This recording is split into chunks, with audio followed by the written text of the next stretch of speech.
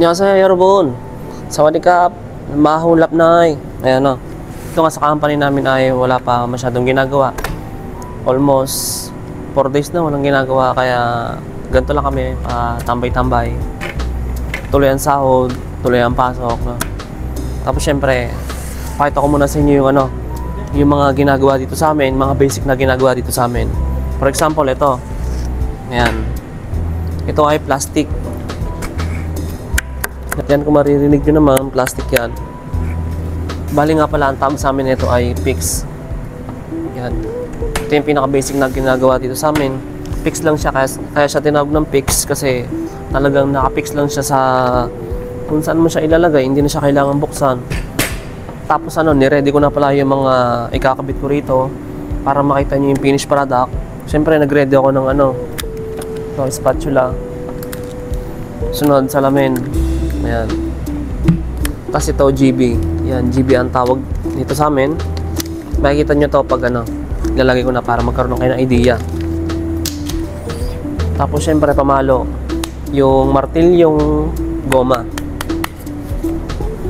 Bali, yung sukat nga pala ng PIX na to ay 443 yung baba niya. Tapos yung height niya ay nasa 693 yan. Yung sukat naman ng salamin natin ay 410 by 660. Tamang-tama yan dito sa PIX natin. Ganito lang naman ang ginagawa dyan, pagkakaalam ko. Kasi nakikita ko sa mga Koreano.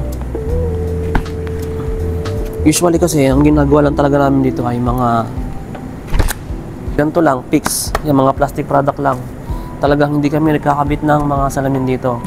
Sa site na yun, kung saan doon gagawin, doon na nilalagay yung salamin. So yun ang mga ka-jologs doon na ilagay na natin itong salamin. Tapos ang next natin ilalagay itong GB. Yung small size mo na una kong ikakabit para hindi mahirap. Ayan, ganito lang.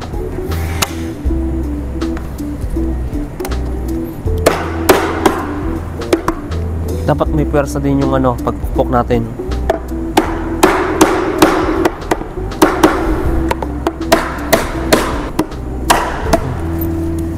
Okay, next. Iniingatan ko lang hindi matamaan yung salamin. 'Di ba? Para hindi mabasag yung salamin habang pinupukpok ko. Siguro hindi rin naman to masisira yung salamin agad-agad kasi yung pinampupukpok ko ay goma naman.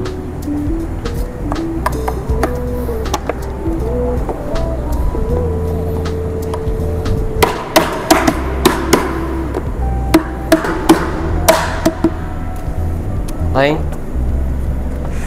At ang next natin ay ito, yung mga jibing malaki na. Dapat kasi ang inuuna talaga itong maliliit kasi itong maliliit ay hindi mo na siya mabibend.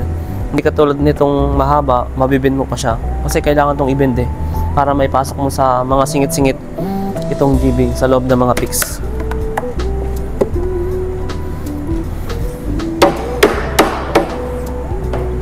Yan, tapos bibend ko siya.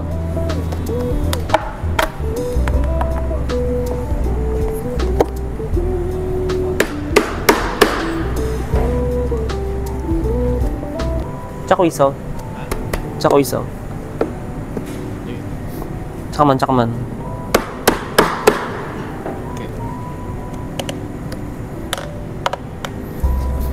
Karyo.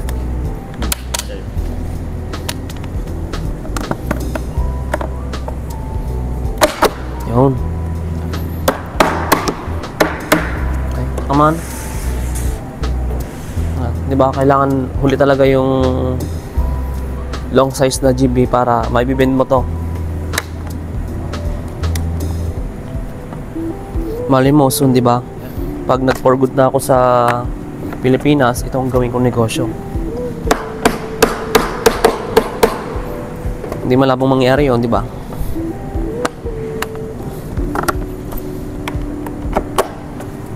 Masami daw.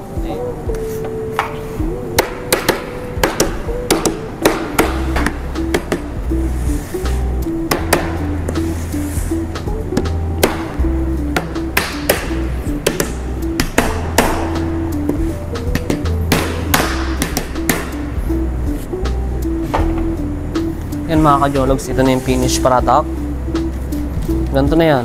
Ito na yung pinaka ano niya, finished product niya. Ito yung tinatawag naming fix. Yan. Bali nakaganin siya. Ang ganyan ang itsura niya. Talagang nakapix lang siya kung saan siya ilalagay. Hindi katulad ng mga ibang salamin na ginagawa namin dito. Meron siya ditong handle, sunjabi, na hinahawakan para mag-open and close at mag-tilt, no? Ito, fix lang talaga siya. Yan mga ka-Jologs, sana yung nagkaroon kayo ng idea about dito sa ginagawa namin dito sa company, no? Talagang maganda na siya kapag nalagyan ng salamin, no? Yun lamang at maraming salamat at mabuhay!